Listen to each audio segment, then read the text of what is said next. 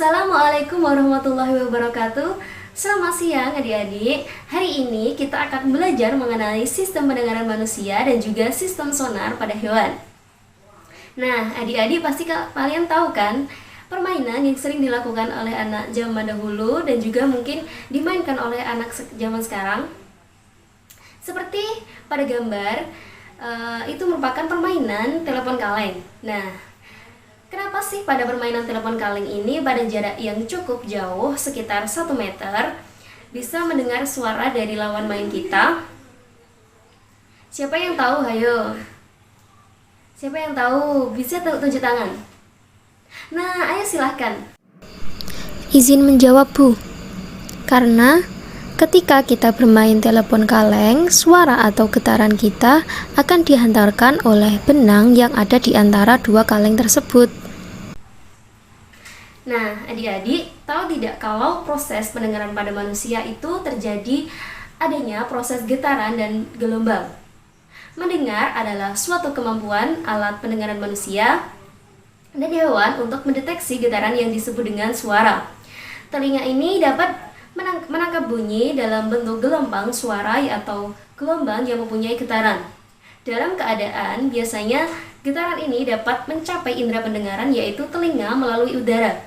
Biasanya manusia ini dapat mendengar bunyi atau suara pada kisaran frekuensi 20 sampai 20.000 Hz.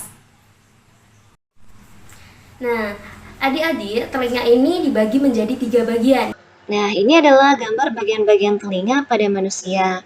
Telinga manusia terdiri atas 3 bagian utama, yaitu telinga bagian luar, telinga bagian tengah, dan telinga bagian dalam.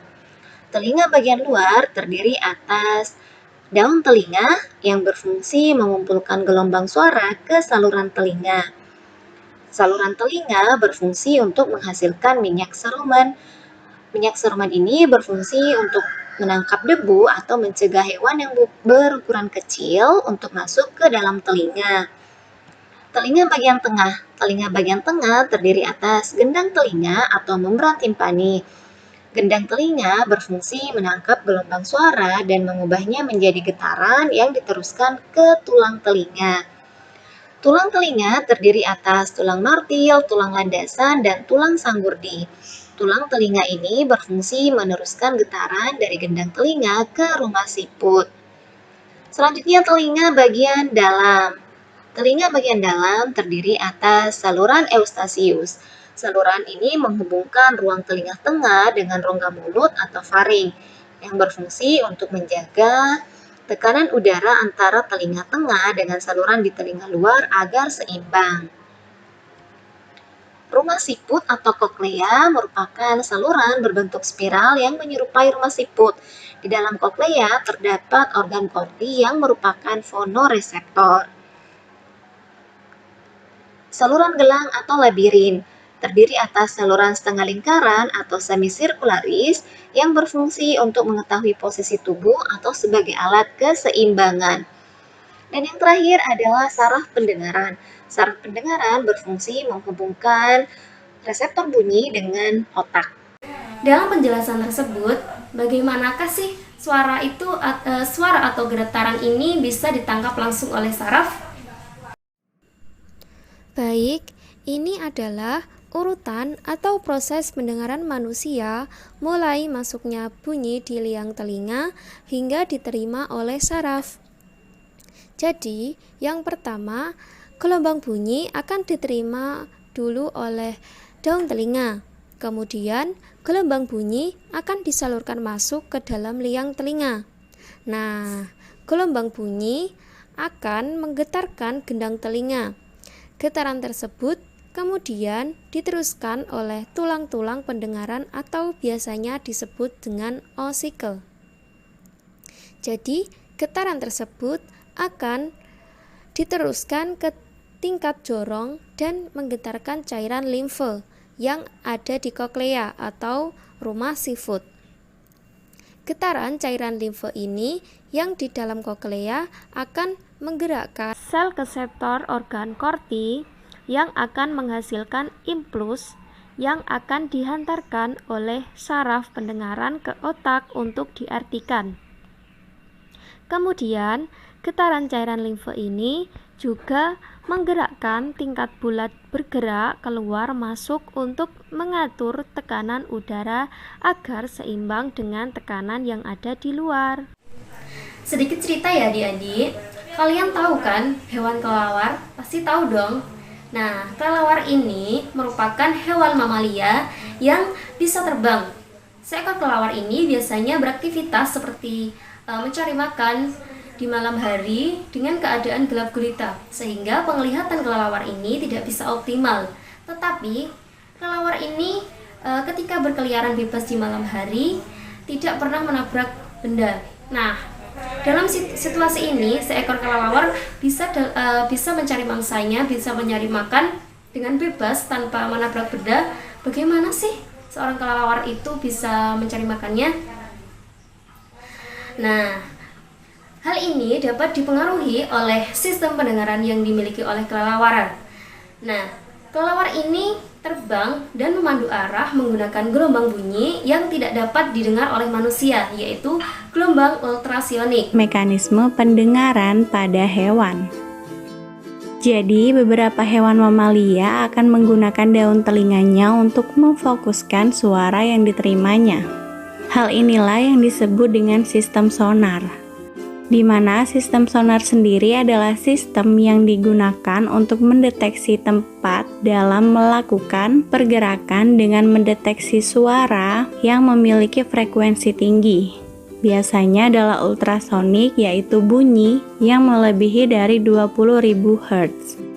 Nah, contoh hewan yang menggunakan sistem sonar sendiri adalah pada kelelawar, anjing, dan juga lumba-lumba.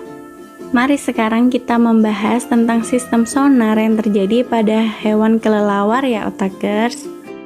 Nah, kelelawar ini adalah satu-satunya hewan mamalia yang bisa terbang. Namun persoalannya adalah dengan aktivitasnya kenapa dan bagaimana kelelawar dapat bergerak leluasa di malam gelap gulita. Ternyata hal ini sangat dipengaruhi oleh sistem pendengaran yang dimiliki oleh kelelawar tersebut. Nah, kelelawar ini terbang dan memandu arah menggunakan gelombang bunyi yang tidak dapat didengar oleh manusia, yaitu adalah gelombang ultrasonik. Jadi, berikut kita bahas bagaimana sih proses pendengaran pada kelelawar ini digunakan dalam mencari sumber suara atau mangsanya. Nah, bagaimana sih?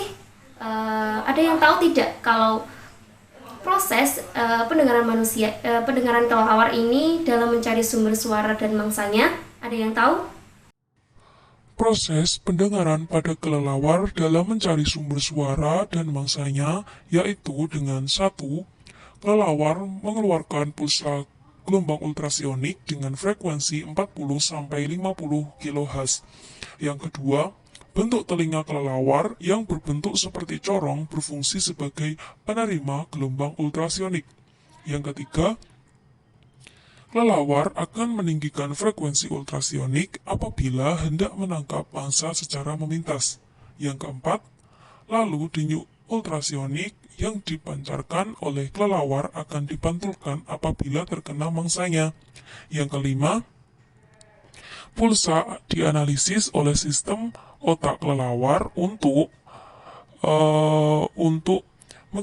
menginterpretasikan dan mengetahui posisi mangsanya.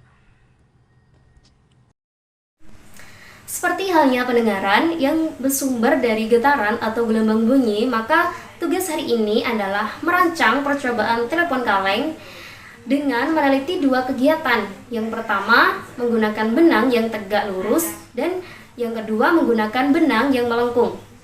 Kemudian kalian akan menyimpulkan apakah benang yang tegak dan lurus itu bisa mempengaruhi cepat rambat gelombang. Nah, untuk lebih memahami kembali sistem pendengaran manusia ini, kita akan membagi beberapa kelompok untuk percobaan yang kemudian dapat didiskusikan bersama hasil dari percobaan yang dilakukan. Jika kalian sudah berdiskusi mengenai percobaan kalian, saya akan menunjuk salah satu dari kelompok untuk mempresentasikan hasil diskusi mengenai getaran gelombang suara pada kegiatan permainan telepon kaleng ini.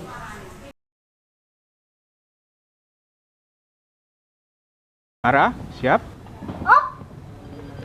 Oke, tapi jangan teriak ya ngomongnya. Oke, mulai.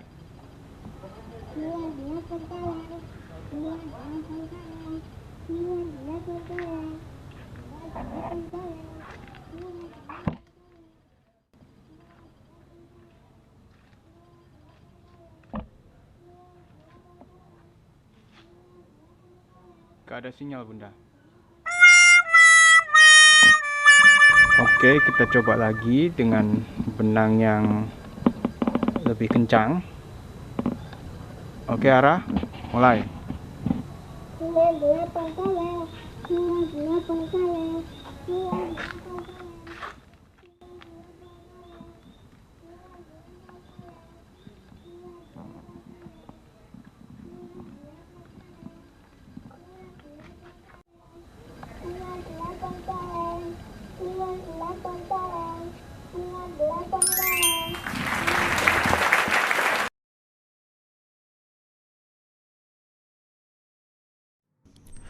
Dari hasil diskusi dari kelompok kami mengenai video percobaan permainan telepon kaleng ini yaitu telepon kaleng akan bekerja jika gelombang suara merambat melalui medium atau perantara. Jadi, ketika seseorang berbicara, lawan bicaranya dapat mendengar karena adanya medium. Biasanya, medium tersebut adalah udara. Namun, medium pengantar suara yang terbaik justru bukan gas atau udara, melainkan benda padat. Bahkan, medium benda cair masih lebih baik sebagai pengantar suara ketimbang medium udara. Oleh sebab itu, suara yang dihasilkan ketika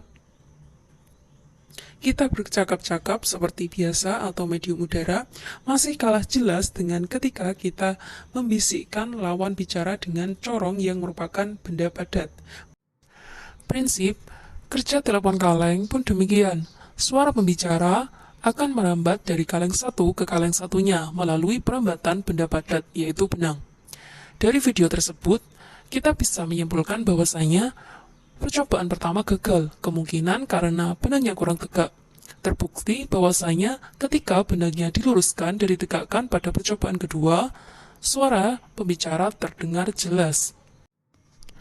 Secara garis besar, proses yang terjadi di telepon kaleng kurang lebih seperti ini. Ketika Ara berbicara, gelombang suaranya akan menggetarkan kaleng pembicara, lalu menggetarkan benang. Jika benangnya tegak dan lurus, gelombang suara itu akan terus merambat hingga menggetarkan kaleng pendengar. Jadi, lawan bicara Ara akan mendengar kata-kata dari Ara dengan jelas. Namun, jika benangnya kendor atau dari percobaan satu, getaran dari gelombang suara akan teredam, bahkan berhenti merambat. Akibatnya, suara Ara tidak dapat terdengar di kaleng lawan bicara Ara. Begitulah presentasi dari kelompok kami. Akhirul kalam. Wassalamualaikum warahmatullahi wabarakatuh. Baik adik-adik, kita sudah mempelajari banyak terkait materi sistem pendengaran manusia dan juga sistem sonar pada hewan, dan juga praktek-praktek mengenai pendengaran. Untuk mengetes pemahaman kalian, jangan lupa mengerjakan LKPD yang sudah diberikan. Untuk menutup perjumpaan kali ini, marilah kita membaca hamdalah bersama-sama. Alhamdulillahirobbilalamin. Sekian dari saya. Wassalamualaikum warahmatullahi wabarakatuh.